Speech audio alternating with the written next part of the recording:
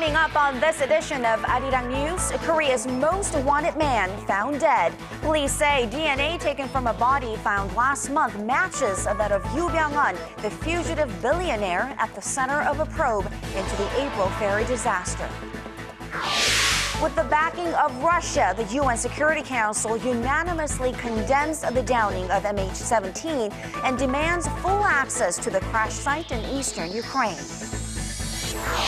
And Korea launches a new campaign dubbed Imagine Your Korea with the goal of attracting 20 million tourists by 2020. Hello and welcome to ARIRANG News, live from Seoul. I'm Kang Tae-ri.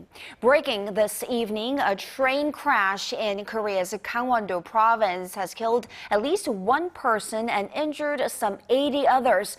Korea's YTN reports that two trains collided between Taebaek Station and Mungok Station at around 6 p.m. Korail, the country's railroad operator, says around 100 passengers were safely evacuated from the trains. The exact cause of the collision is yet to be determined. And of course, we'll bring you more on this as updates come in. And in other story of the day, police say a body found last month is that of fugitive billionaire Yoo Byung-eun, who is believed to be the key figure in a probe into the April ferry disaster. But the announcement of this badly decomposed body discovered well over a month ago is creating more questions than answers. Choi Yoo-sun reports. The practical owner of the Sewol-ho ferry that sank in April, killing more than 300 passengers, has been found dead. On the evening of July 21st, the National Police Agency informed us that the DNA from a body found in Suncheon matched to that of Yoo Byung-eun's. While waiting for the final forensic results, authorities also confirmed that a fingerprint taken from the body found in a field in Korea's southwestern city of Suncheon on June 12th also matched to that of the 73-year-old. Shortly after the sinking of the Sewol-ho ferry on April 16th, a massive manhunt was launched for Yoo and his family members on possible charges of embezzlement and criminal negligence. Yoo is the former head of Semo Group, which is the predecessor of the Sewol-ho ferry operator. Authorities, meanwhile, still don't know when or how Yoo died, but they found bottles of alcohol, a health product made by a company linked to his religious group, and parts of his book near his badly decomposed body. Although it took nearly 40 days to confirm Yoo's identity, the prosecution and police now face public criticism for wasting more than a month searching for a dead man. Unaware of Yoo's whereabouts, prosecutors renewed a 6-month arrest warrant for Yoo earlier this week. With news of the ferry owner's death, attention now shifts to the prosecution's investigation into finding the Yoo family at fault for the ferry accident and providing compensation for the victims. Authorities are still hunting for Yoo Byung-eun's eldest son, Tae-gyun, who has a $98,000 bounty on him. Choi Yoo-sun, ARIRANG News. Now, just to remind our viewers tonight on the search efforts to track down Yoo Byung-eun so far that began some 3 months ago. Here is Connie Kim. 5 days after the Sewol-ho ferry sinks in waters southwest of Korea, the prosecution launches a special investigation into the Yoo family, which owns Cheongjin Marine Company, the operator of the ferry. After 73-year-old Yoo Byung-eun fails to appear in court for questioning on May 16th, the prosecution requests an arrest warrant on charges of embezzlement, tax evasion, and raising illegal offshore funds. On May 21st, authorities enter a religious compound where Yoo Byung-eun is believed to be hiding in. However, police exit the 230,000 square meter compound empty-handed. 1 day later, the police put up a 50 million won reward, or about $50,000, for information that leads to the capture of Yoo. The bounty is later raised to nearly $500,000. On May 25th, police raid Yoo's villa, where officials find traces of the ferry owner having stayed there. Police seem to be moving closer to hunting down the ferry owner as they found a car presumed to be Yoo Byung-eun in Jeonju, North Jeolla Province, with a close aide of him. The business tycoon attempted to seek asylum in France and Philippines, but prosecution has reportedly said they have all rejected his request. Just a day earlier, the prosecution once again issued an arrest warrant against the fugitive owner of the sunken ferry's Haewol, who has been evading a massive manhunt for nearly 2 months. And on July 22nd, after the prosecution renewed an arrest warrant for Yoo Byung-eun, Yoo was confirmed to be the man found dead in a plum orchard in Korea's southwestern city of Suncheon last month. With more than 1 million police officers put into for the chase down Yoo Byung-eun, the investigations may call for a tragic ending. Connie Kim, ARIRANG News. In light of the recent events in eastern Ukraine, the U.S. has put out clearer guidance about the areas where commercial aircraft are banned from flying. Airlines have been prohibited from entering the airspace over Crimea since April, but the downing of Flight 17 prompted the U.S. Federal Aviation Administration to expand the advisory to cover the area of the crash as well. The guidelines extend to a total of 6 countries, including North Korea, which the FAA warns could launch ballistic missiles without prior notice. The others on the list are Ethiopia, Iraq, Libya, and Somalia. With Korea and Japan relations at their low points, relatively speaking, in recent months, President Park Geun-hye has tapped a former 4-term lawmaker with close ties to Japan as her new ambassador to Tokyo. A government official in Seoul said Tuesday Yoo Hyung-soo, head of the Korea-Japan Friendship Association, was selected for this job for his wide network of personal relationships with Japanese officials. The 76-year-old former lawmaker served as chief of the National Police Agency and governor of Chungcheongnam-do Province. He also led an association of Korean and Japanese lawmakers from 2000 for 4 years. His appointment will need formal approval from Tokyo. For the latest in news that impacts Korea and the world, join Kang Chae-ri for a lively half hour that covers politics, business, international news, and much more. Live at 8 every weeknight on ARIRANG TV. Human Rights Council headquarters in Geneva on Thursday. Finance Minister Choi Kyung-won has been busy since taking office last week, meeting with the central bank governor on Monday and business leaders today. The business leaders used this opportunity to raise their concerns about hints that he's been dropping about targeting their high cash reserves. Song Ji-sun reports.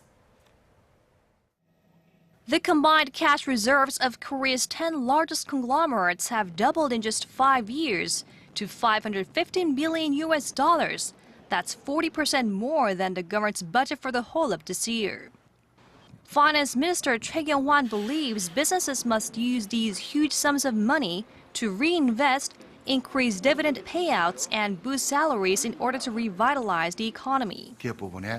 We plan to devise measures so that corporate income can flow into households through investment, dividends, or salaries. The dividend rate, the amount per share an investor receives when the dividend is paid, is lower in Korea than it is in any other emerging market.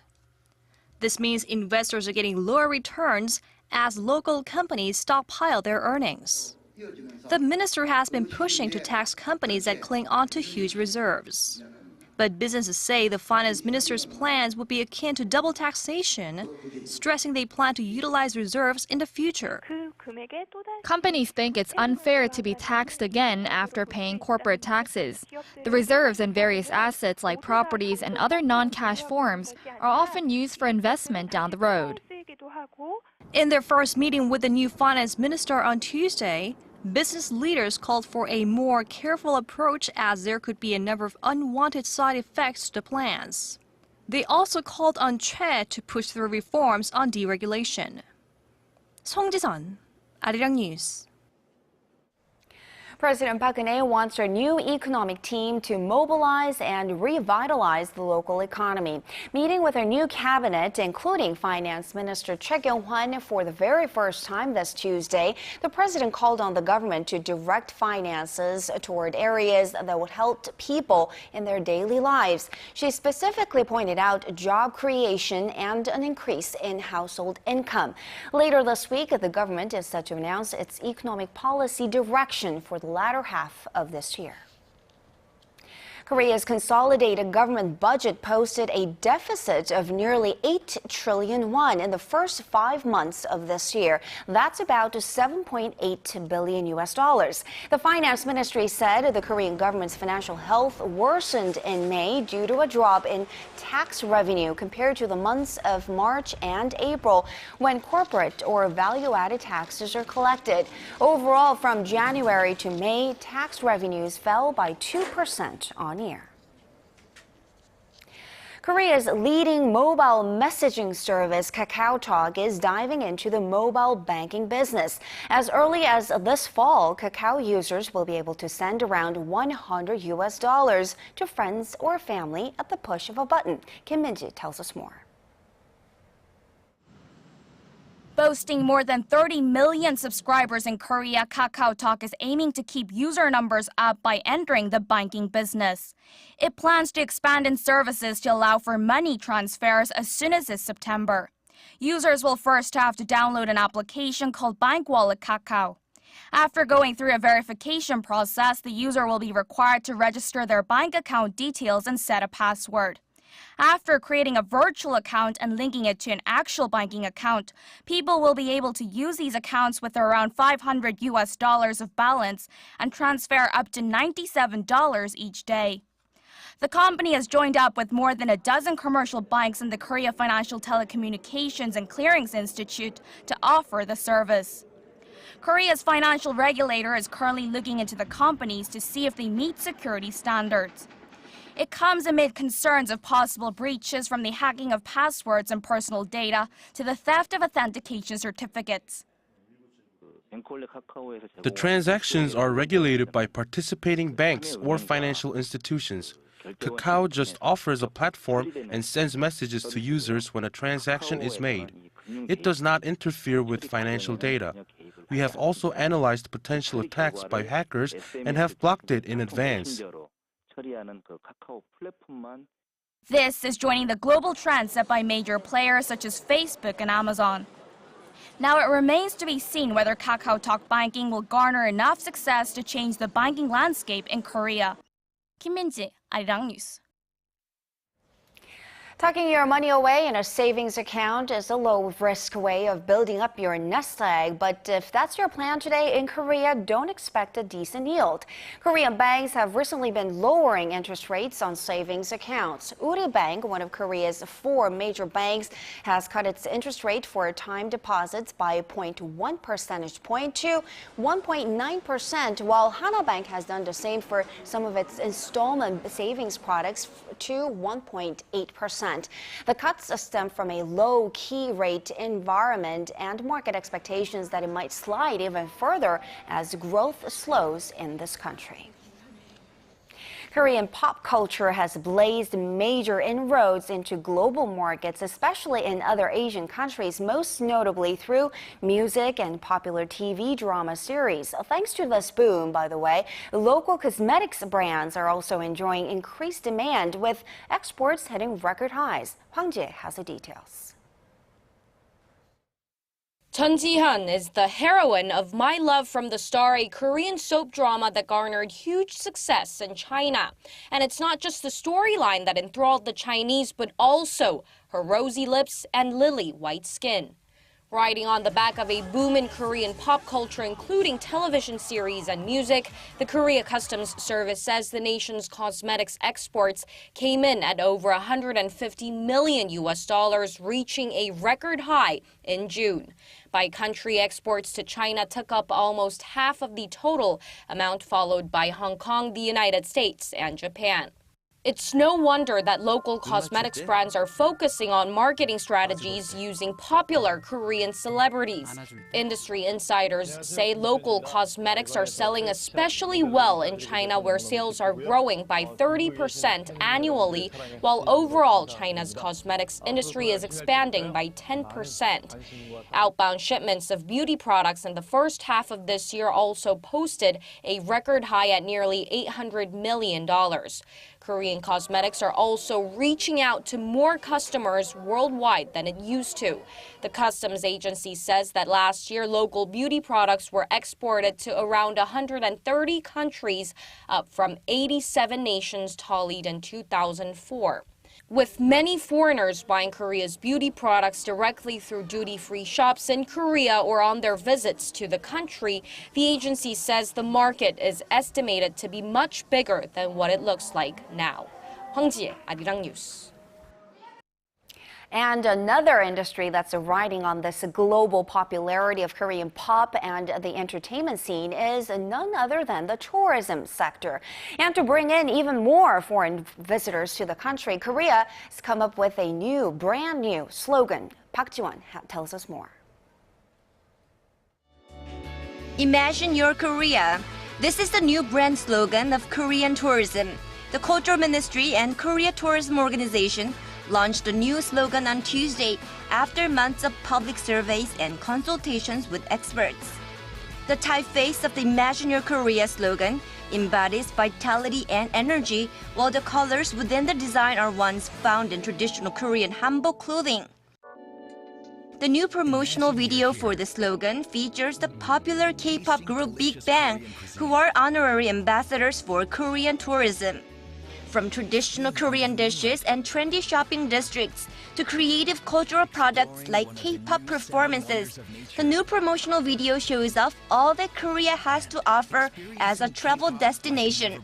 The number of foreign tourists visiting Korea surpassed the 10 million mark for the first time in 2012, and the Korea Tourism Organization hopes to see that figure double by the year 2020. Thanks to continued efforts to promote the country to the world. Imagine your Korea. Park Ji-won, Arirang News.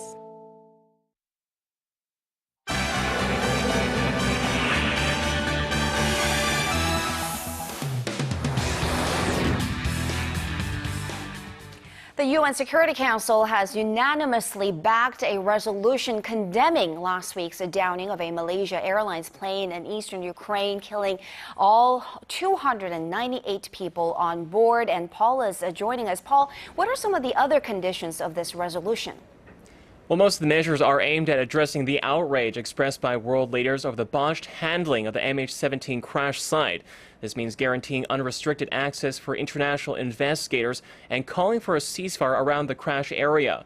The move comes as pro-Russian separatists have finally allowed inspectors access to the bodies of the victims, as well as handing over the plane's black boxes to Malaysian authorities. Our Son Jung-in has the details. The UN Security Council resolution over the downing of MH17 calls for international investigators to have unrestricted access to the crash site and demands a ceasefire between Ukrainian forces and pro-Russian rebels to ensure a safe inspection in the area. Australian Foreign Minister Julie Bishop, who drafted the resolution, addressed the Council, condemning the grotesque violations at the site. It demands that safe, secure, full and unrestricted access to the crash site be provided so the investigating authorities can carry out their work. Mr. President, the message from this Council to those who were responsible for this atrocity is definitive. You will be held to account for your actions. Amid mounting pressure from Western nations over its possible involvement in the downing of the passenger jet, Russia also voted in favor of the resolution. The vote came as a train carrying the remains of the majority of the victims left the crash site to the Ukrainian city of Kharkov. From there, a Dutch aircraft is set to fly the bodies to the Netherlands, where the largest number of victims came from, to begin the forensic identification process. The separatists also handed over the 2 black box flight recorders from the aircraft to Malaysian authorities, who said the recorders were in good condition. They hope the devices will help detail what exactly happened at the moment Flight 17 was shut down. Son Jung-in, Arirang News. And Paul, turning now to Indonesia, where the country's election commission is set to release the results of its presidential race. Controversy erupted when both candidates claimed victory earlier this month. Has there been any resolution to this political uncertainty? Actually, on the contrary, the situation has deteriorated, with one of the main presidential candidates, Prabowo Subianto, announcing his withdrawal from the election process just hours before the official results are due out to be unveiled this evening. Security was increased on Tuesday around the National Election Commission office, with hundreds of thousands of police and military on high alert nationwide. Jakarta Governor Joko Widodo is widely expected to be declared the leader of the world's third largest democracy, with a population of 240 million people. The camp of former Army General Prabowo argues there was evidence of massive voter fraud and has called for a revote.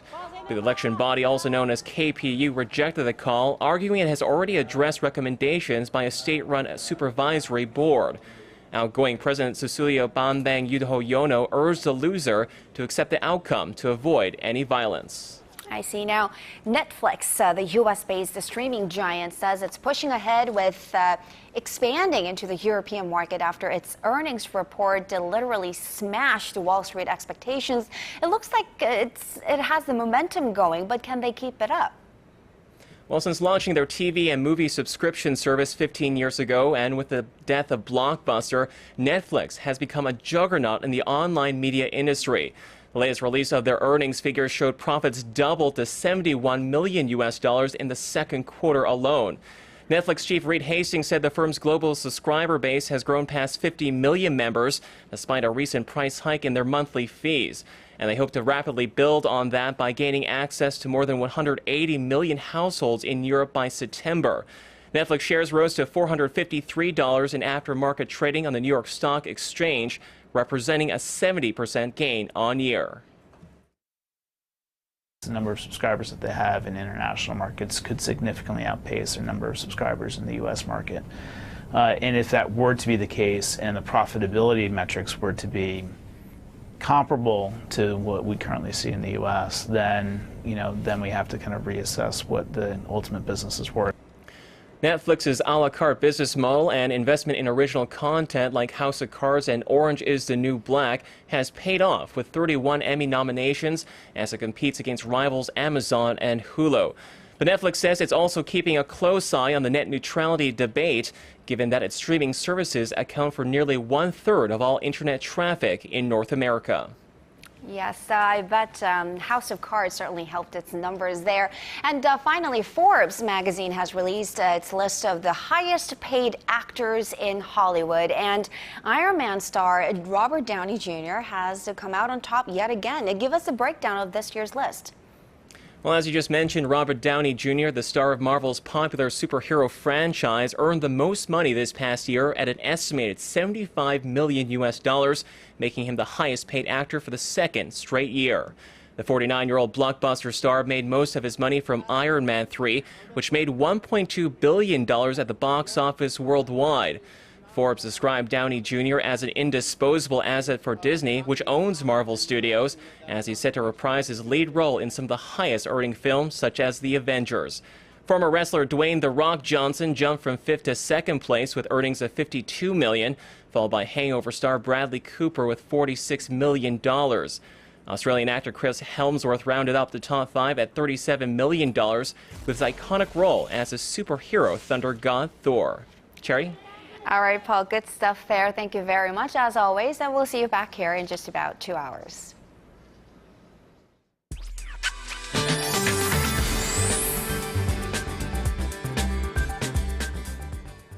Happy Tuesday, everyone. I'm Kim Bo-kyung with the latest weather update. We begin tonight with a bag of mixed conditions as a heavy rainfall warning has been issued for Gangwon Province, which is getting 20 millimeters of precipitation per hour. Also, a heat wave warning remains in effect for some regions down south, including Daegu. So if you're down there, make sure to keep yourselves hydrated. Well, today, the central regions are under the influence of a monsoonal front, which is gradually moving down south from the north, and this is leading to heavy precipitation. Total amount of precipitation will vary depending on which region you are in. Seoul and Gyeonggi-do Province could get about 30 to 80, and but some regions may get over 150 millimeters, so be aware of that. And other than that, nationwide monsoon rain could fall from Thursday through Sunday. On to Wednesday's ratings. Rainy Seoul hits 27, while Daegu and Gwangju jump to 33. On to other places. Jeju peaks at 30, while Dokdo and Mount Kumgang make it to 26 and 31. That's all the weather updates for now, but I'll be back with more after 10. See you then. Thank you very much for that, Bo-kyung, and that will do it for this edition of Arirang News. Thanks for watching.